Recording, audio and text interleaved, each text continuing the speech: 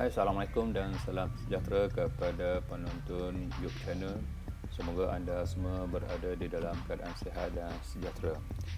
Dalam video kali ini, you akan bercerita tentang satu masalah yang telah lama you hadapi sebenarnya, iaitu buah tin yang merekah dan pecah.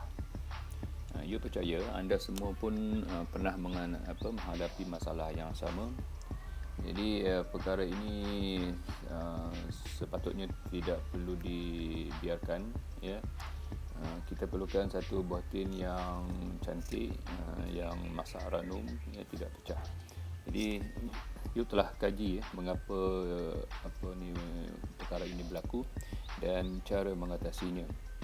Jadi untuk mengetahui punca dan cara mengatasi masalah ini, sila tonton video ini sehingga habis. Semoga informasi yang you sampaikan ini akan memberi manfaat kepada anda semua. Okey.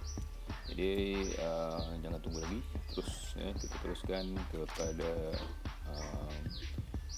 konten video kali ini. Okey, ini adalah antara buah tin yang pecah, yang merekah dan pecah.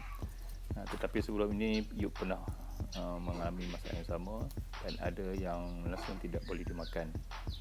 Tapi yang ini masih lagi boleh, sebab merekah dan pecahnya tidaklah teruk, ya.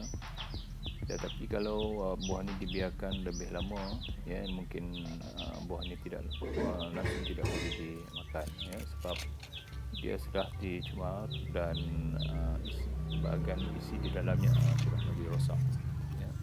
Jadi itulah keadaannya, ya. Kita akan kaji, lihat bersama mengapa buah ni pecah.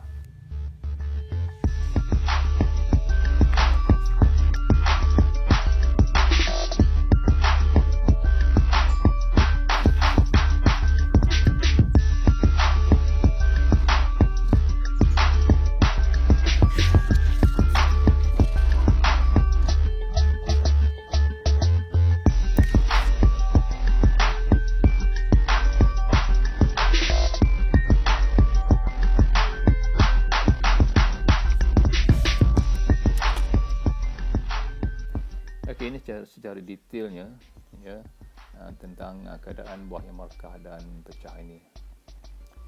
Okey, ini adalah variety IBG Ipopilo Giant.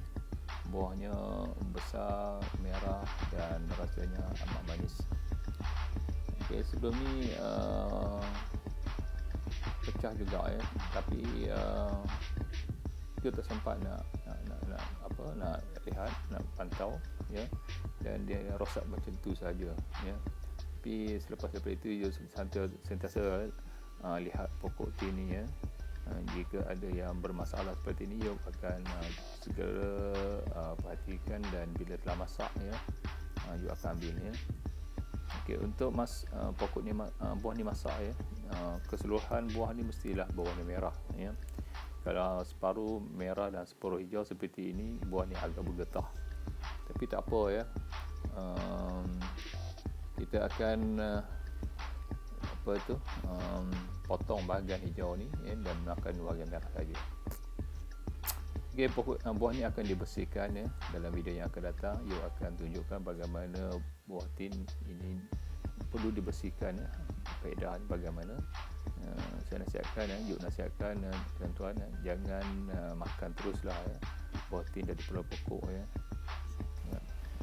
Kita tak tahu sebenarnya apa yang ada pada buah tersebut, walaupun buah tin ini dibungkus dengan elong, seperti yang saya lakukan ini. Sebaiknya kita bersihkanlah, ya. Dan memang, ya, kita lihat pada zahirnya nampak bersih, ya. Tapi sebaik-baiknya, ya, kita bersihkan supaya untuk menghindarkan daripada perkara yang tidak ada ini.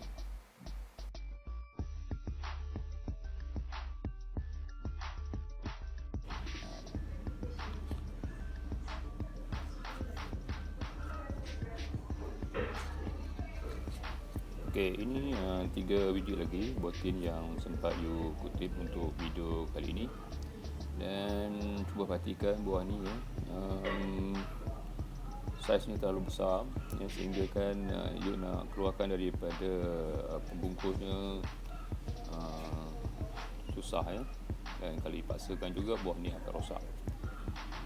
Jadi ini adalah spesies variety IBG, dan buah ni pada asalnya masa-masa muda kecil, ya, tidaklah sebesar ini, tetapi bila telah matang dan hampir masak, buah ni menjadi semakin besar. Okey, jadi terpaksa digunting, ya, pembungkus ini, ya, untuk mengeluarkan buah. Biasanya pembungkus ini dia akan guna semula, untuk buah yang seterusnya. Tapi kali ini terpaksalah, ya, dipotong, ya, untuk mengeluarkan buah. Okey, ini dia, ya, tak boleh muat juga, ya. Okey, terpaksa menggunakan pisau, ya, supaya buah tin dapat dikeluarkan, ya, dengan elok. Okey, jadi buah ni pun rosak, bukan dia jadi mekar dan pecah, ya. Inilah masalahnya yang terpaksa you hadapilah, ya. Tapi masih lagi boleh dimakan, ya, buah ni. Okey, sekarang kita lihat pula mengapa berlakunya buah tin ni markah dan pecah. Okey, pada umumnya, buah tin ni pecah ataupun markah disebabkan oleh kelembapan persekitaran yang meningkat, ya, berbanding dengan kebiasaannya. Terutamanya berlakunya kelembapan ini pada musim hujan, ya, berbanding dengan musim panas, ya, di mana musim panas ni jarang berlakunya buah tin yang pecah, ya. Jadi dalam musim hujan, kelembapan persekitaran adalah tinggi, okey. Dan satu lagi adalah kelembapan pada waktu malam, ya, di mana kadar penjejatan adalah agak rendah, ya. Jadi kalau musim hujan dan juga pada waktu malam, jadi kelembapannya adalah berganda-ganda, dan ini memangnya tidak bagus untuk pokok tin, okey. Jadi mengapa kelembapan ini berlaku, ya, menyebabkan buah tin pecah? Jadi bila persekitaran menjadi lembap, jadi pokok tin akan menyerap lebih air yang berlebihan, dan kadar serapan ini sebenarnya, kadar serapan yang tinggi ini sebenarnya tidak diperlukan oleh pokok tersebut, ya. Jadi sebenarnya pokok tin ni hanya memerlukan air yang mengikut kadar yang secukupnya saja. Jadi apabila berlakunya pertambahan penyerapan air yang banyak, ini akan menyebabkan kandungan buah ini menjadi terlampau banyak, ya. Jadi buah tin ini menjadi besar. Itu yang tuan-tuan lihat, ya, dalam video yang saya paparkan ini. Buah itu terlalu besar, okey. Jadi bila terlalu besar, jadi tisu kulit tersebut tidak dapat menampung jumlah isi buah yang banyak. Jadi ini akan menyebabkan ia pecah, okey. Dan satu lagi puncanya adalah variety pokok tin tersebut, ya. Ada variety yang tahan kepada kelembapan, di mana buah tinnya tidak pecah, ya. Contoh yang saya paparkan tadi adalah jenis IBG, okey. Jadi memang buah tu besar, ya, tetapi kadar serapannya terlalu tinggi, dan tisu kulit buah ni tidak tahan, ya, markah, ya. Ada apa variety yang lain, ya, seperti yang saya tanam, ya, kadar kelembapan yang sama, persekitaran yang sama, tetapi buahnya tidak pecah. Ini perbandingan, ya. Jadi mungkin ada peluang, ya, untuk kita memilih variety yang lebih baiklah, ya, seperti variety Celeste, Brown Turkey, Elsu Good dan sebagainya, di mana variety ini adalah agak tahan, ya, kepada masalah buah yang markah. Okey, selepas ini kita lihat, ya, bagaimana untuk mengatasi masalah ini. Okey, salah satu cara untuk mengatasi masalah buah yang markah dan pecah ini adalah dengan cara membuat semburan baja foliar yang mengandungi kalsium yang tinggi. Koala ini adalah baja sembuh, yang mana baja ini disembur ke permukaan daun dan buah tin. Kemudian cara yang lainnya adalah membina rumah pelindung hujan ataupun RPH, di mana kadar kelembapan boleh dikawal ya. Kemudian cara yang lainnya adalah membuat pemangkasan dahan dan daun dengan membuat pemangkasan yang betul dan membuang daun-daun yang tidak diperlukan. Jadi ini akan menyebabkan pengudaraan ataupun pengaliran udara lebih baik di sekeliling ataupun persekitaran pokok tin, dan ini akan mengurangkan kadar kelembapan. Cara yang lain pula adalah mengurangkan kadar penyiraman air. Ini boleh dilakukan dengan membetulkan semula tempoh siraman ya. Jika tuan-tuan membuat siraman menggunakan fertigasi seperti mana yang saya lakukan. Jika sekiranya tuan-tuan menyiram dengan menggunakan cara manual, boleh disiram mengikut kadar yang sesuai sahaja ya. Jangan terlampau banyak ya. Saya akan tunjukkan bagaimana untuk setting semula saya punya sistem fertigasi ya, itu sesuai dengan keperluan pokok tin untuk mengelak buah ni merekah dan pecah. Jadi ada dua timer. Yang ini adalah timer untuk baja, dan timer baja ini dia akan jalan pukul 9. Pukul 9 pagi dan berhenti pada pukul 9:01. Bermakna baja ini akan disalurkan selama 1 minit. Kemudian tak ada lagi ya, bekalan baja disalurkan. Jadi saya tak perlu meletakkan semula masa bagi air baja. Jadi apa yang saya perlu lakukan adalah meletakkan semula masa bagi air biasa ya. Ini adalah water timer ya.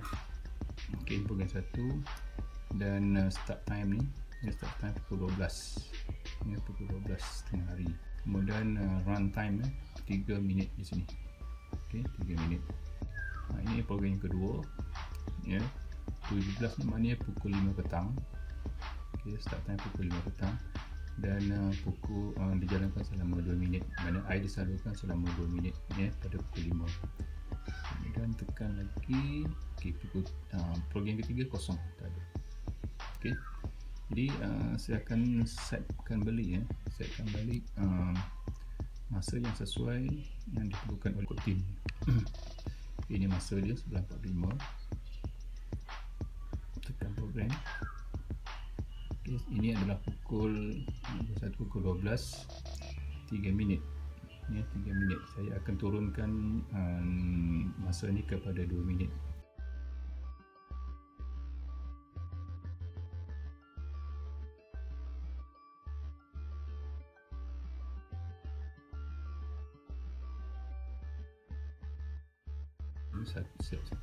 Program 1 pukul 12 2 minit, jalan setiap hari seminggu. Ini yang kedua, program kedua 17 ataupun pukul 5 petang, jalan selama 1 minit setiap hari seminggu.